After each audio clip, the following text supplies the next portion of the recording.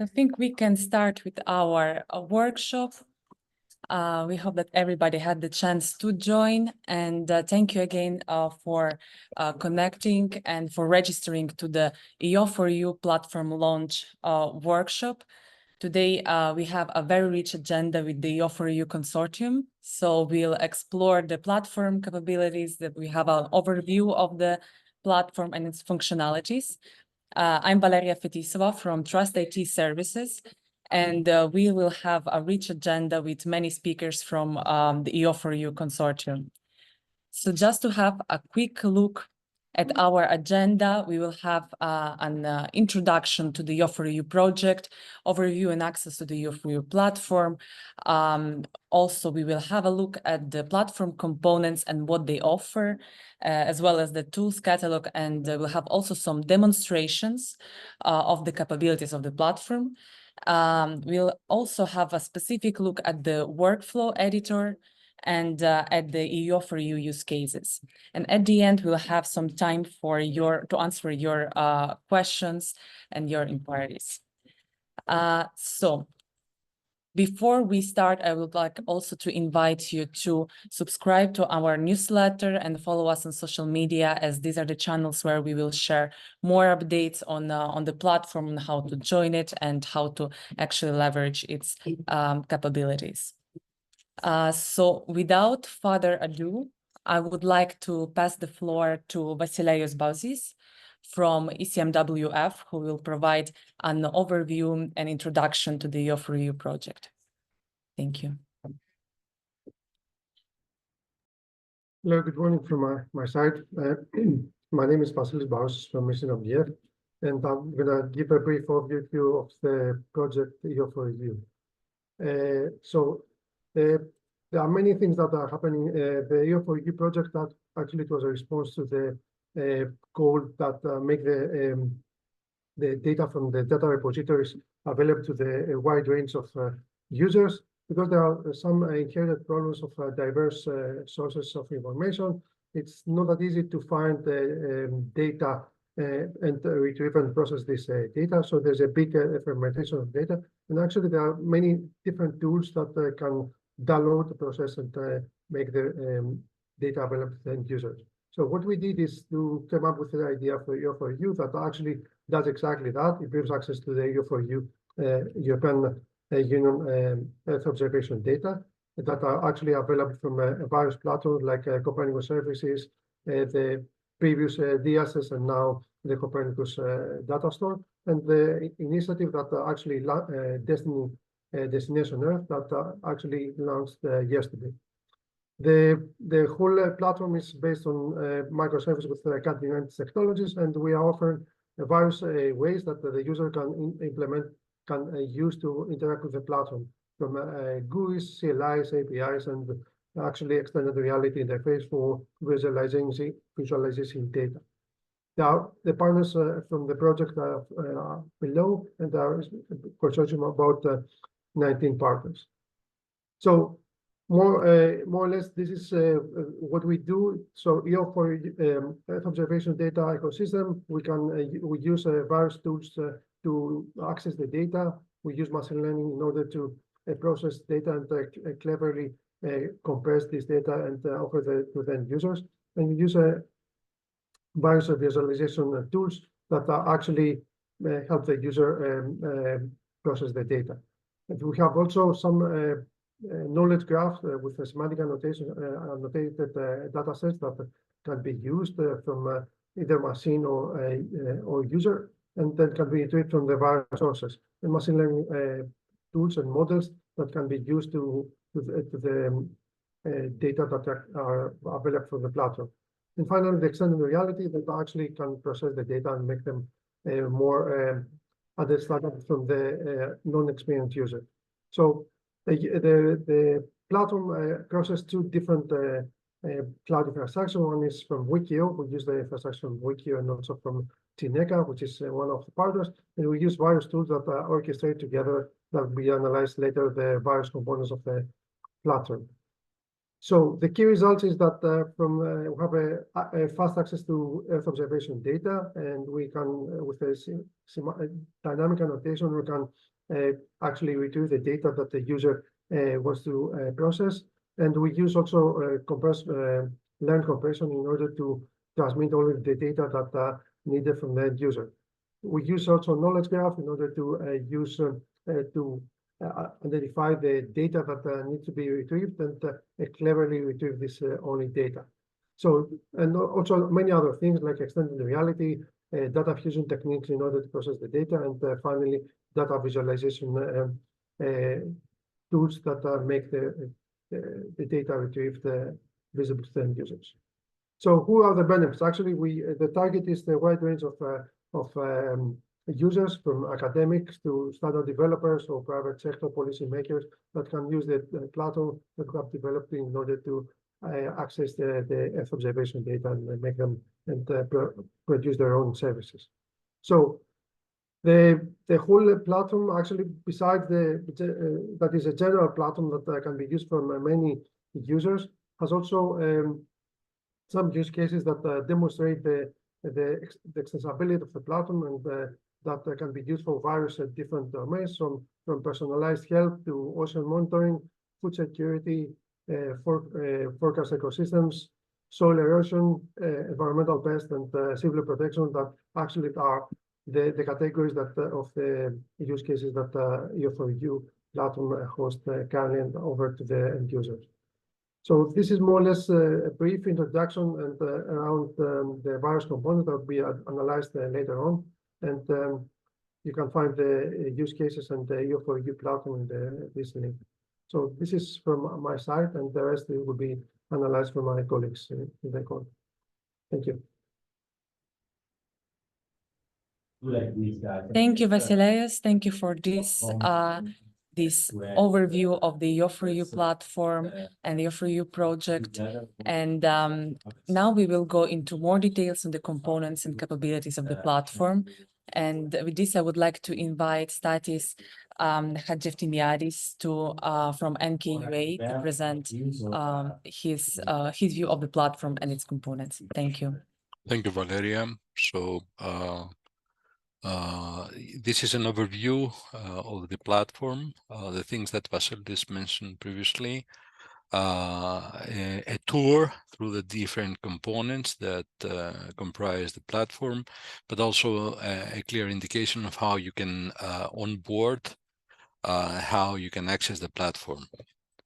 So again, some of the points about the platform: it has been created in order to boost the use of Earth observation data in a diversity of sources that we can access, and also combine the data that they provide. It has been used in order to leverage the developments in the machine learning front in order to be able to achieve several tasks that were previously quite demanding, like, for example, self-annotation, but also the compressing. It has been deployed in the cloud using very advanced techniques that would safeguard the scalability, the management of the overall platform, etc. In addition to that, one very important aspect of the platform is the fact that it can be customized to many different, easily customized to many different applications. That's the reason for us putting in front as a customer-facing toolset a workflow editor that would allow the interested party, the interested user, to easily draft a very specific workflow, taking the data from the sources all the way to visualization. And this is done, as you will see in the subsequent slides, in the subsequent presentations, this will be done very easily.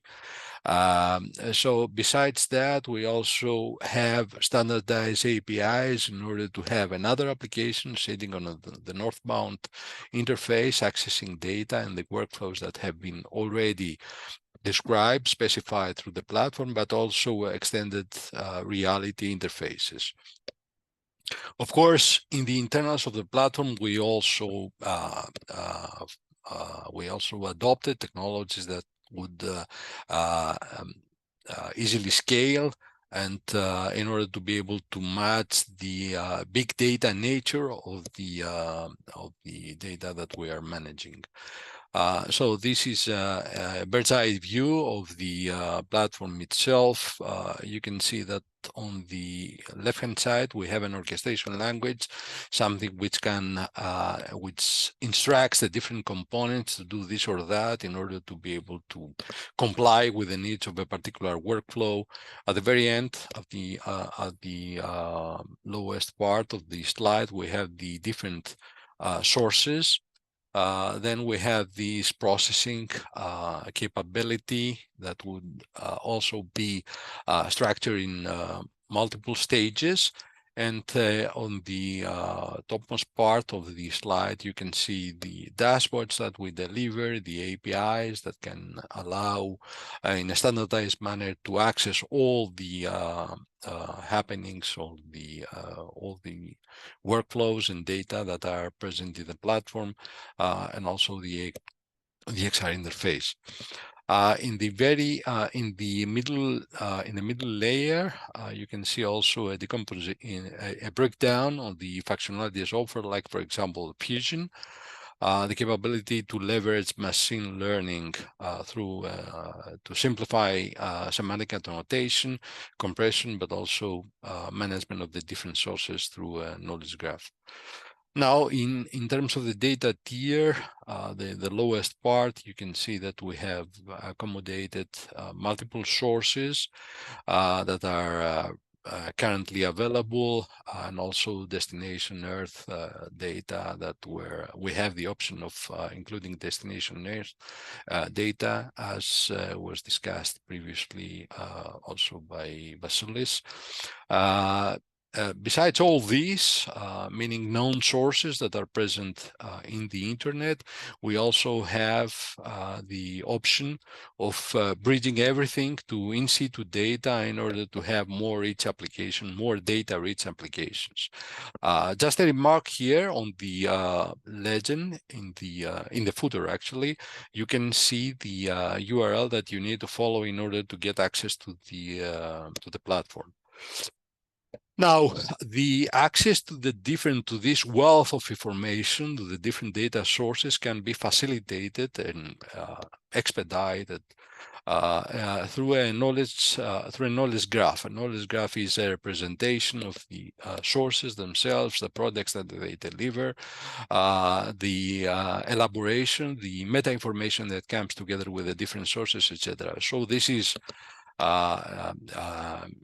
as I said, a wide spectrum of data, a very rich set of data that without other means would be difficult to navigate. So in order to be able to also provide some support in this perspective, we came up with the knowledge graph, which is also exposed to the user in order to be able to match all the required data, possibly from different sources, and then in the subsequent processing stages, be able to combine them. Okay, machine learning is using many different techniques, primarily used in order to simplify the annotation process. Again, through an orchestration of many different algorithms, will be detailed later on. And in addition to that, through the models that we train and leverage through the machine learning phase of the processing workflow, we also have the capability of reducing the volume of the exchange information. This is what was mentioned previously, was termed as learn compression. Now, a very important aspect of the platform is what the user sees.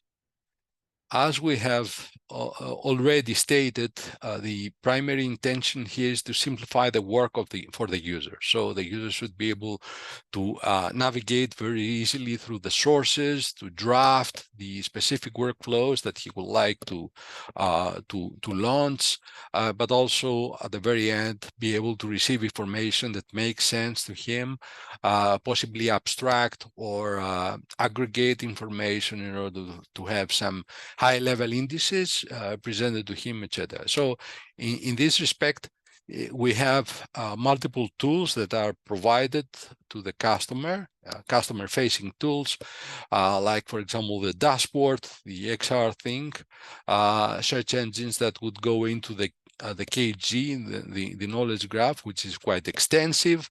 We would have the APIs that would allow, as we said, the third-party application to be hooked into the platform in order to retrieve data.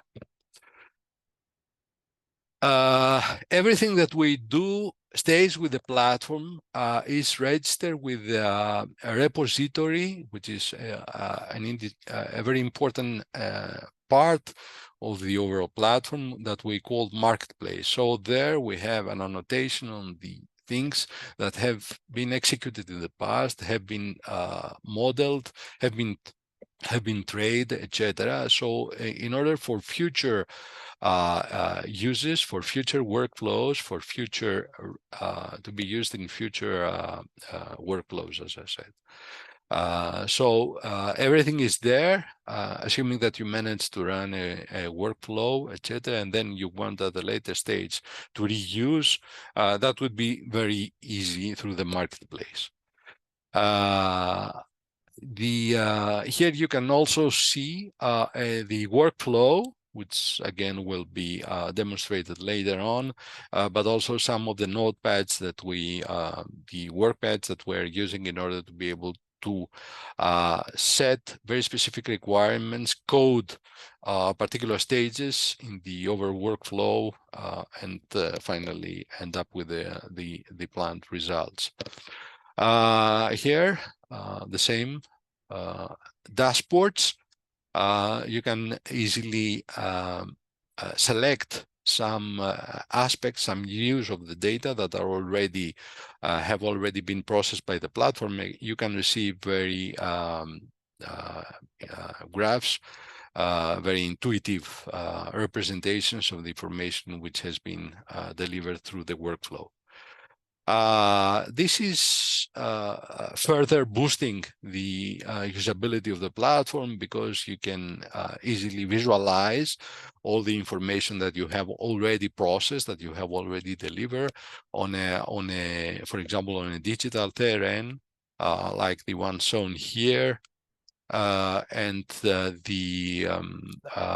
you have a very dark tile.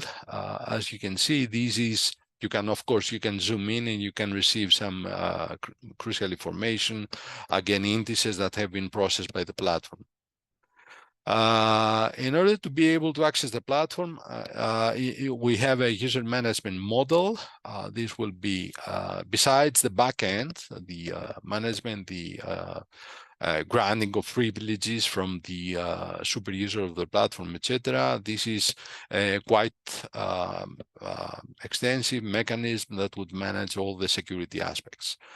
So here you can see some of the screens that you are going to receive when trying to access the platform. Again, the URL is shown on the bottom of the slide. And of course, there is a very specific workflow that we follow in order to grant privileges, in order to send privileges to the to send credentials to the interested user. This is the registration page that you need to use in order to get access to the platform. Let me continue to the my second presentation. Give me a second.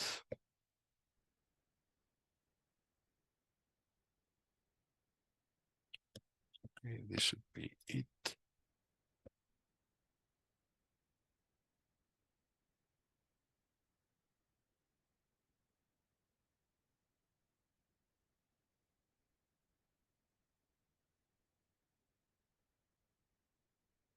Okay, this is in more.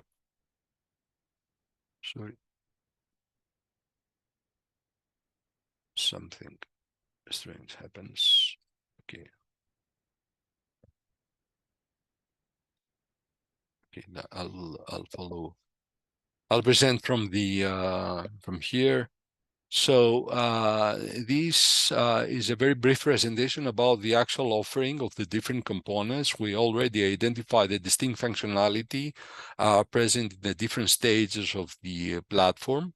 And here you can see some of the outputs and capabilities of the different components. So in the closer to the user, we have the data visualization. These are actual outputs from the platform. You can see the dashboard that was also shown previously, but also the capability to visualize maps, to define bounding boxes, etc., subject to the needs of your applications. So this is the, let's say, the customer-facing part of the platform, which is also blended by the knowledge graph, meaning the capability to drill into the data set, the very extensive data set that is being connected to the platform, can be accessed to the platform, etc., and then try to have an overview of the different data sets, the different products that are there, and select which one to be used or which ones to be used in order to fuel your particular workflow. This is very important task. In order to do so, the engines that we have already delivered, the knowledge graph and the management layer of this graph, also support natural language queries in order to, as we said, to easily identify the sources that would make sense to the particular workflow and particular application. Again, this is the workflow editor, will be demonstrated later on.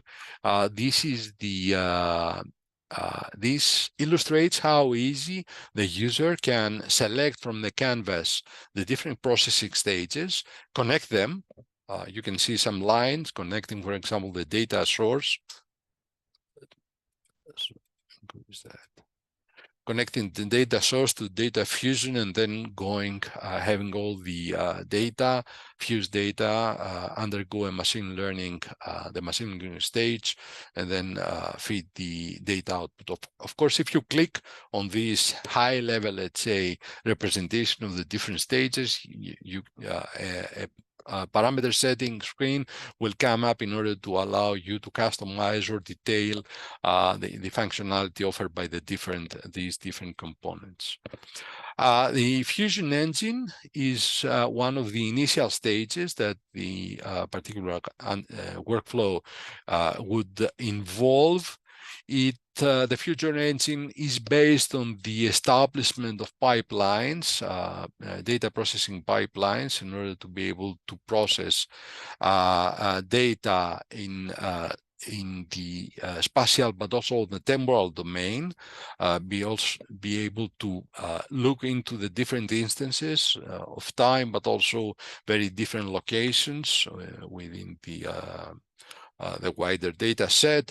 And this is also ideal in order to clean and also prepare, possibly aggregate data in order to be later processed. In order to set up the particular workflow here, we rely on the Kubeflow tool, and also the user can draft the exact processing required in Python. So you can see this is a different workflow on the right-hand side, a different workflow which has been created and run within Kubeflow in order to accomplish a certain task. Yeah, of course, everything that you prepare here, which is as a function, which is further decomposed into other functions applied on the data that you select, everything can be stored also on the marketplace for future use. Then we move on into the machine learning engine, where we have we are preparing models through supervised learning. And these models can be used using very advanced techniques, like, for example, convolutional networks and multi-layer perceptrons, the buzzwords that we have used here, in order to be able to prepare models that will be used to train models that would be used for other purposes, like, for example, the annotation of the input into the workflow, automatic annotation of the input, which is a very demanding task. And through this setup, through this platform is simplified significantly, but also use the same established base, the model, in order to be able to compress, to reduce the volume of information that flows through the platform. Of course, even though you can have a certain model in place, you can always refine that through very specific steps and techniques that have been adopted by the platform. Then we have the OpenAI API. This is the capability that we offer, as I said, to third-party applications that would use this standardized way of accessing not only data, but also workflows, be able to kickstart a particular workflow, etc., be able to communicate with different components through the platform, and finally receive information that would be visualized or can fuel another very specific software that is already there and adopts this standardized way of retrieving information. Last slide from my side, the capability to have some extended reality visualization. Again, everything is managed by the platform. The visualization itself is using very specific data sets that have been transformed through the platform, etc., and overlays them into some digital elevation model, into the representation, let's say, of a particular region, and that would, of course, improve the experience that you receive through the platform. Okay, I think that was my final slide, and then I'm passing the floor to my colleagues. Thank you, Stathis. Thank you for this very comprehensive overview of the EO4EU platform architecture and technical components. So I would like just to remind everyone that you can submit your questions in the Q&A section, and then we will address them at the end of the presentation. And now I would like to pass the floor to Kakia Panagidi, also from NKUA, who is the coordinator of the EO4EU project. Hey, hello everyone. Just let me share my screen.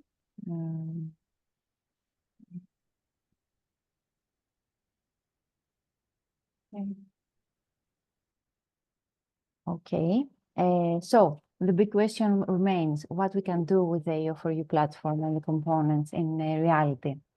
If you're going to visit the link that you have already shared in the presentations, like the dashboard.apps.eo4u.eu, you're going to be retransmitted in this EO4EU user management service to make a login or to make a registration. You can see here a registration button.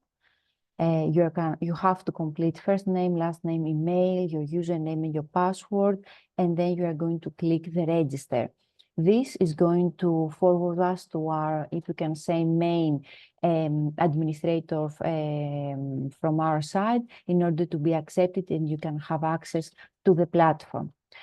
From my side, for example, if I'm going to use my username and I'm going to sign in, you have also establish an authenticator, probably with Google Authenticate or any other, in order to have two-step authentication, in order to be more secure about your access in the platform, established by the key lock. So this is the steps in order to log in our platform. The next thing that I would like to see is in the left part, we are having, if we can say, the platform and their tools. And I'm having in the right hand just a catalog of what we offer. What you can see here is you can create start a new workflow. What does that mean? You can, for example, search data sources, apply algorithms and machine learning application and services, and this can be executed in our platform, in our resources. And then you can also visualize the results and the access of what you have created, what you have demanded in order to be executed in our pipeline. As you can see here, I have divided in two main categories, what you need in order to create and start a new workflow, and what you need in order to access the results of our workflow. In the right-hand side, you have a data visualization. Data visualization is mainly if your workflow creates data like CSV, like XML, whatever, not just a graphical user, if you can say, that needs a map visualization, then you can see it from data visualization. For example, I select a workflow that I need or I have already executed. I'm having inside some of the results, and I can demonstrate it live in a bar chart, line chart, or an radar chart. This is what is the data. This is the simple, if you can say, data produced. If we're having something like rasters or vectors that we would like to produce on map or visualize on map, I follow the same, if you can say, process, and I can select a workflow that I have already run, and then I can see all the data produced, and they have, for example, our TIFFs, our NetCDF, our data that can be viewed in a graphical user interface. So for example, I can have, for example, in Fusion. Oh, let me check. Some of them are quite huge. Let me check. I am having also huge because ERA 5 are downloading the whole, if you can say, world. I'm sorry about that. Let me check. Here, for example, you can see the output of the Fusion that is in this, if we can say, workflow that can be presented later. You can merge the outputs of Sentinels from different bands, for example, 2, 3, and 4, in order to provide, for example, NDVI, or to make any, if you can say, merging of the bands, and you can demonstrate it in one, if you can say, TIFF. So this is the output of the map. Also, you can see in we can continue about the console. The console is something like the OpenAI EO API or API services that we provide to the users. Right now, don't want to waste your time. Here, you can see all the services that you can select and apply through the applications. I'm having the account. Of course, you can have access to your account, your personal information, the device activity, or any linked accounts provided by the Keycloak.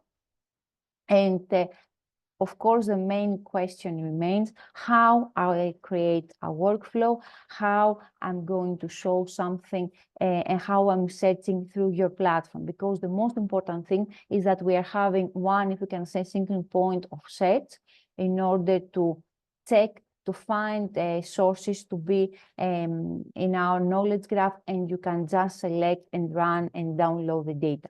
So for example, we're having Adam here. We are having a query search like that you can search with like a language-friendly, user-friendly keywords. For example, I can search for the temperature that our knowledge graph can search. And here are the outputs of any data sources integrated in our knowledge graph that can be downloaded in real time. So, for example, we can select, for example, ERA5 land in 2 meters hourly. You can see here the description of this specific data source. the variables, what are probably the request variables in order to make this request, what is going to be the file format probably, and the data types that we are going to make this search. And of course, you can select a specific area and a specific data range. You are not going to need all the world that the Era 5 can download, but probably, for example, you will need an area of Italy, the area of Africa, the area of whatever you want in the world. So probably you are going to select it in a specific bounded box, and you can search, or you can select a specific, if you can say, date duration in order to extract the products. For example, from the 1st of January of this year till 17th of January this year. So this is, if you can say, the time duration that probably I need, or you need only 2 hours, or you need today, or it is on your, if you can say, requirements of your specific workflow. The next step that I'm going to push is to filter. What the knowledge graph does is that he creates, if you can say, all your requests to the data source, to the Adam platform, with a specific geolocation, the specific bounded box, and the specific, if you can say, time duration, and he returns to you with specific products. This is all the products that you are going to download from the knowledge graph. And if I'm going to select all, probably I'm going to get more than 374 products. It's around 360 products that this query is going to return in our platform. And I can select if I wanted to download as a zip or not. This is the true or false. And I'm going to generate a script. And this script is going to be saved. I'm going to save it as a workflow product. Why? Because this is create a Python script and all the meta information that we need in order to be passed automatically and dynamically in all our components, in the Fusion described before, in the workflow editor, in all, if you can say, pipeline and workflow that you would like to make with your data. So I'm going to save the workflow product. And this can be demonstrated in my workflow products here. Here I also am having more, but my last one is here. I can see the Python script. I can see the meta information. Here you can see also another searches that I have already done. It's like if I had it in shop, and what are my, if you can say, more preferable data that I have already worked. And of course, here is the select workflow. And the next thing that I can do is to create a workflow. Okay, how we create a workflow, I'm leaving to Marios. What I would like to demonstrate is if you have already created a workflow, this is probably an output that you would like to see from your, if you can say, from your screen. What is this is already created workflow that we are going to discuss later on. The file explorer is what I'm having inside my S3 bucket, what I'm having in my bucket in the platform that is already downloaded, processed, created from Fusion, ML, and all these tools that I'm going to use, my notebooks, the files, and everything else. And of course, I'm having also an XR and VR capability. In order not to waste time for loading the earth, you can see here, for example, what I have already created from a previous workflow. You can see here the bands. This is a digital elevation model. You can create, if you can see what layers have already created from our processing, and how this can be depicted in the specific bounded box. And you can visualize several of your things in a 3D or an AR capabilities. this is, if you can say, our main components. And I would like to pass the floor, I think, to Marios in order to have a specific description about the workflow editor. Okay, thank you, Gagia, for the great presentation. Share my screen.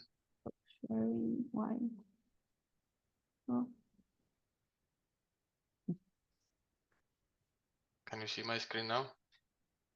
Yes. Okay, so I'm just going to give a quick overview of what is the workflow editor and what it's supposed to do. So the workflow editor is the main tool on the platform that you get to define and manage workflows. But the question is, what is a workflow? How do we define the workflow? So we can download data from the data sources. We can use some of the functions that are available on the marketplace. Those could be either Fusion, or they could be AI, or they could be any type of processing to set up a pipeline of whatever data come in, being processed, and they're outputted. So that workflow is defined by the user. I think I already showed a snapshot before of the workflow editor or how it looks like. So you have standard components, drag and drop into the workflow editor, and you can get to connect those components in a logical order so that the output from stage 1 goes to stage 2. I'll show a live demo on the platform in a bit. Within the marketplace, there are also AI and ML models that are already available by the partners. The idea here is that this should increase, so more models should be included there, and eventually also, if you're the same user, you should log in and you should be able to see your previous workflows as well. So if you want to run them again, pretty much what Stathis explained before. And finally, you can decide what kind of data visualization to choose, whether you want to go for the customer-facing services, which includes the map visualization and the graphical interface in terms of XY plots or radar plots or any other types of plots. And also you have the option of XR that Gagia showed before. So just to go back to the platform. If Gagia showed how to create this list that shows my workflow products, then if you choose the right one, I only have one. Gagia had many, so you get to choose which ones do you want to push to the workflow editor. You press on the Add to Workflow button, then you go to Workflow Creator, and then you create the workflow. And at some point, you can go to your workflow editor, and that workflow will show up here. Now, there are many states that the workflow can have. Most of them essentially draft, because I didn't create a pipeline yet. But then once you create it, it can go from compile, publishing, and published. Once it's published, it means that it's actually running, and once it's finished, the data will be pushed to the S3 buckets or the Elasticsearch, so you can the user can visualize the data. Now, if you press on these 3 details, you can either delete or view. If you go to view, this is essentially the screen that Gagia showed before. Here on the left is the AI marketplace, which is essentially not just AI marketplace, but we have a lot of components here. Some of them are AI, some of them are based on Fusion, some of them are just static, which represent a data source, for example, the data output, and whether you want to have customer-facing services or XR, VR, or even both. So you can just drag and drop here, and you can zoom out. Then you can have different types of fusions if you're using different products. So you can merge them here, and then you can also use some kind of a machine learning algorithms that will process the data. If you reach to that point, you can connect the different components together, something like that. And then once you're happy with the process that you designed, then you can click on save. Now the workflow now is saved to your profile, and then you can push publish, where it will initiate, essentially start compiling. It will compile it and then start to publish it, and eventually publish the workflow. As you can see here, it's showing published. If you go back to the workflow editor, yeah, you can see that this is being published, and if you refresh, you can now see on the initial the status has changed, and now it moved to published. Once it's published, then you can follow on to the data visualization or map visualization, pretty much how Kage explained it before. And I think this is pretty much how the workflow editor works. It's as simple, user-friendly as possible. And I think right now I can pass the torch to the next colleague. Thank you, Marius, for this overview of the workflow editor. I think we have some questions regarding it, but we will address them, I think, at the end of all the presentations. And right now, we will have an overview of some of the use cases from EO4EU. And for this, I would like to pass the floor to Maximilian Howell from Sistema and Melissa Latella from CMCC. The floor is yours. All right, thank you. I will share my screen. Just a second. So I don't know if you can see my screen, but then I can go on the presentation. So I will give you an update of the use case that we are working on for the EO4EU project. So the use case is the number 6. It's about the environmental pests. And mostly the desert locust monitoring. So Maximilian working with other colleagues from Sistema on this specific use case. So I will go back a bit on the context of the use case, or maybe more the scope of the use case. So we are trying to monitor and create an early warning monitoring for the desert locust. It's covering a really large area that goes from Africa, Asia, and Middle East. So as we are covering a really large area, we are needed a lot of information and Earth observation data to monitor such zone. The desert locust pest is known as one of the most destructive one. It has a highly impact on the agriculture, on the food. It can be made of millions of insects and can really devastate the crops.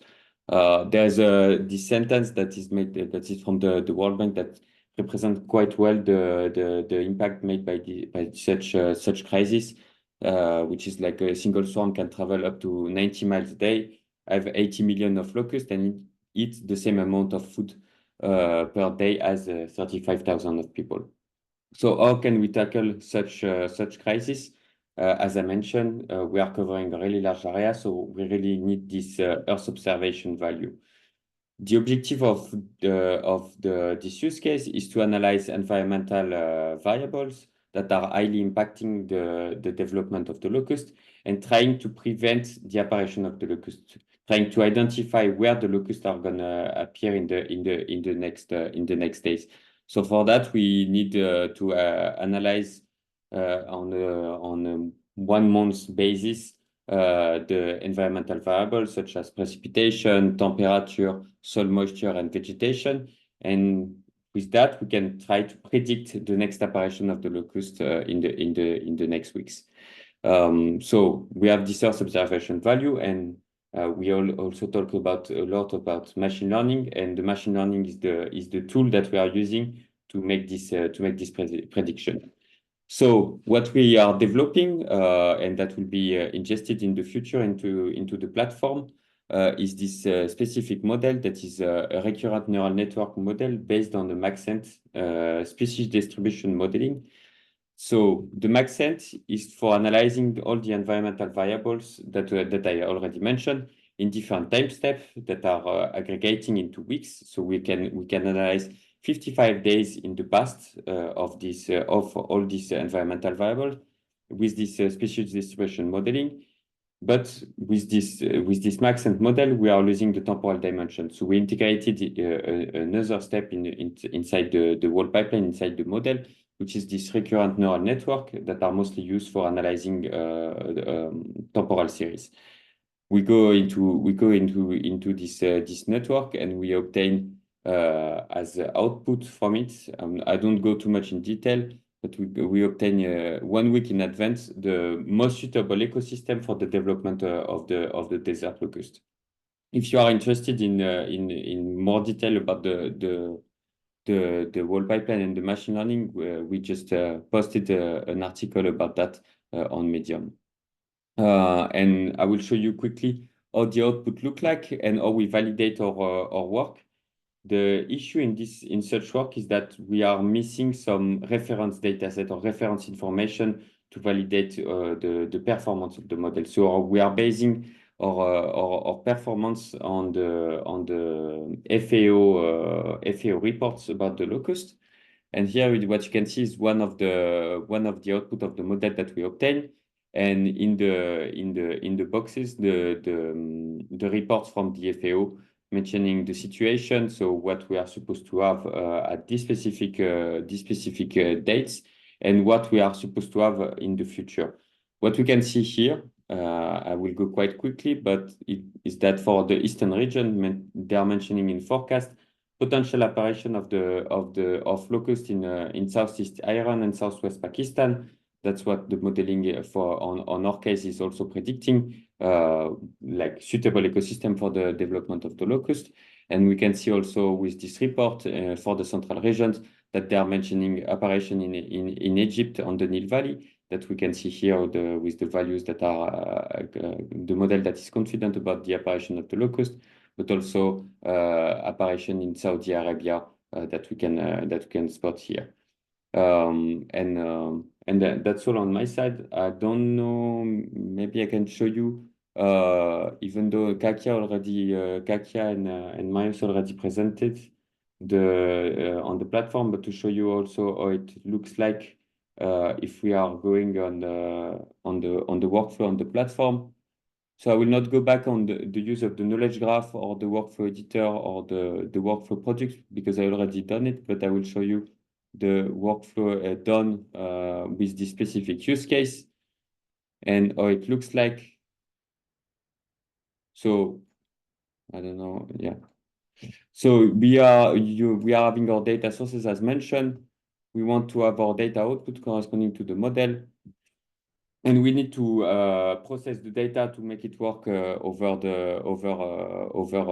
our specific model. So we are using ERA5 data. We need to pass it from hours to day. So this is one step for the fusion, and then we need to merge it to make it goes into our model.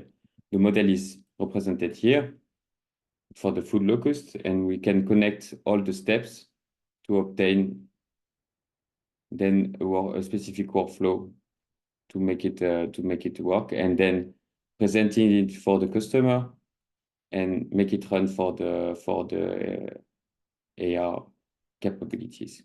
And then we can do the same as shown, saving it and publishing it. Yes, publish should be, yeah, it's already published. So yes, it was just to show quickly how it looks like with this specific use case. So I'll let you the floor, Melissa. Thank you. I will share my screen. Okay. So, 1 second. Okay. So, hi everyone. I'm Melissa Latella from CMCC, and I will quickly show the use of the platform for use case 5 of this project, which is about soil erosion. In this case, we focus on only one type of soil erosion, which is soil erosion by water, in particular that induced by rainfall. because it's one of the primary causes of land degradation. Our area of interest is South Italy, in particular 5 administrative regions that you can see here, and the choice was driven by observing existing and planned infrastructures.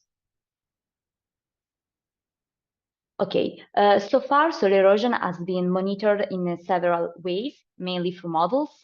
Models were a lot and can be classified as empirical, conceptual, or physics-based, with the difference differing each other because of underlying assumption and the increased complexity from empirical to physics-based one. Looking at the literature, we observe that the most used models are the empirical ones, so the most simple ones, and among them, there is one model which is very spread all over the world, which is the RASL.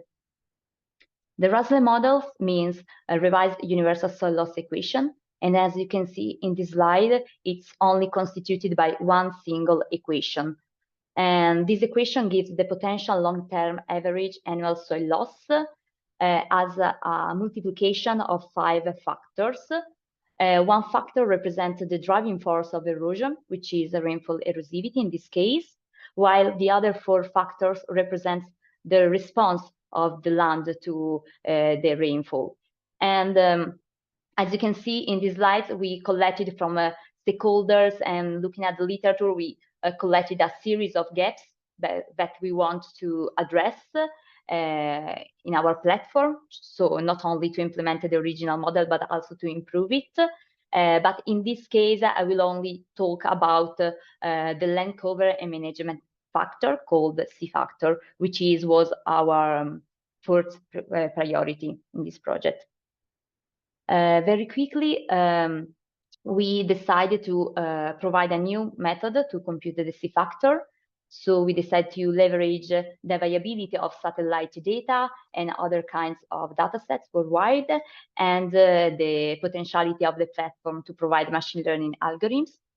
So we generate training data set by combining locust data sheet, so sample information all over Europe, and also literature values for different land cover types collected in the literature. And then we create samples based on Sentinel-2 data, and we train and validate our algorithm across Italy. In the future, we will also would like to improve the self-supervised learning in order to fasten a little bit the process. I know this can be quite complex, but actually what a user can see on the platform is much more easy, and I can show it now. Oh, 1 second. Okay, so this is the platform. In case I want to compute the soil erosion or the C factor in this case, I can start from the knowledge graph, as you already saw in the previous presentation. And as I told, this computation is based on Sentinel data, and we know that these data are collected in the Adam data store. And then we can look for Sentinel, so very easy way. And our algorithm will leverage several Sentinel bands, but in this case, we just provide a prototype with the free bands, RGB. So we can, for instance, start to select one of them, for instance, this one. Oh no, yes. And then we can say, okay, we want to compute it for an area in South Italy, which is our area of interest. So I will show a little example. For instance, we can decide to compute the factor for this area. And then we can pick a range of dates. For instance, from 4 January to 8 January 2024, and we can filter the collection.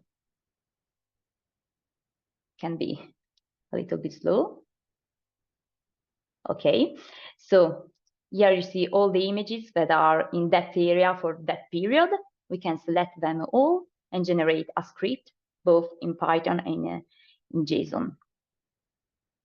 And we can save finally this to our workflow product.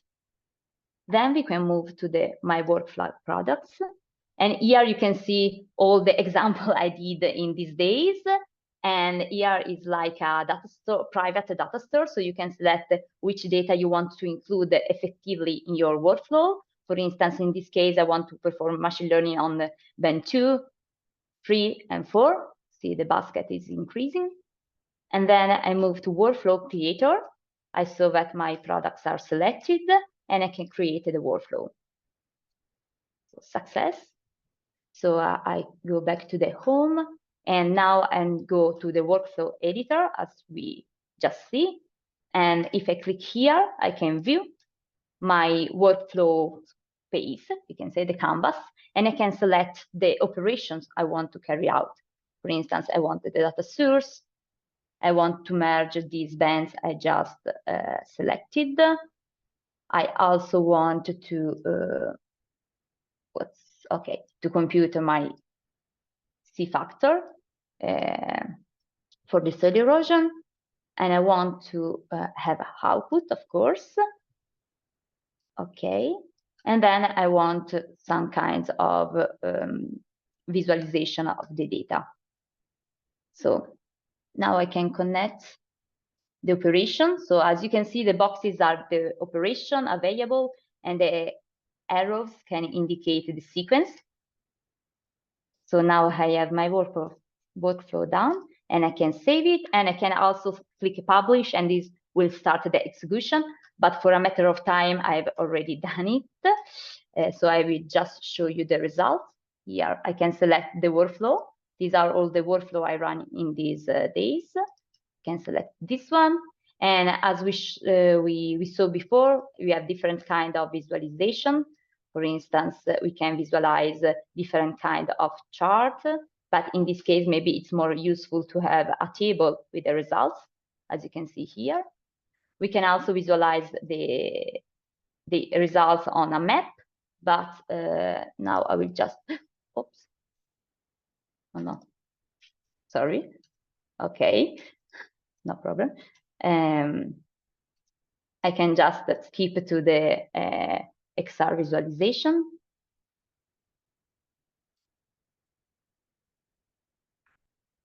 Okay, sorry for the waiting time.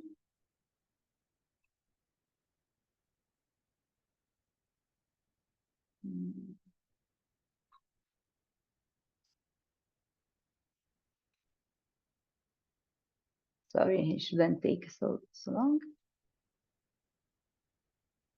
Okay, I was starting worrying about it. I'm kidding. Okay, so now you can see for a matter of time, we only compute the C factor for a very tiny area, just to show you to you. So you can click to one of these area, and you can visualize the results. We can select the layer. So in this case, we are interested in the C factor results. And then you should be able to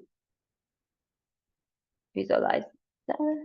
Why it's not working? Yeah, okay. And now you can see this is a factor ranging from 0 to 1, and here we have a very, very low values, but this is just an example. So that's all from my side. I hope it was clear enough. Thank you. Thank you a lot, Melissa, for this presentation of the use case, and also thank you, Maximilien. And with this, we would like to thank you all for joining us today. I would like to particularly thank all the hosts and all the EO4EU consortium who actually has been with us today and provide an overview to the platform, its components, the tools that it will use, and the workflow editor in particular. And if you have any more questions, you can always reach out to us on our website through the Contact Us form.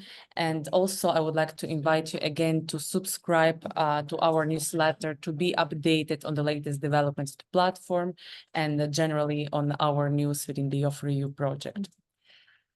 So thank you all, and we hope to see you soon at our next event. Thank you. Thank you. Bye. Many thanks. Bye. Thank you. Thank you, guys. Bye. Goodbye.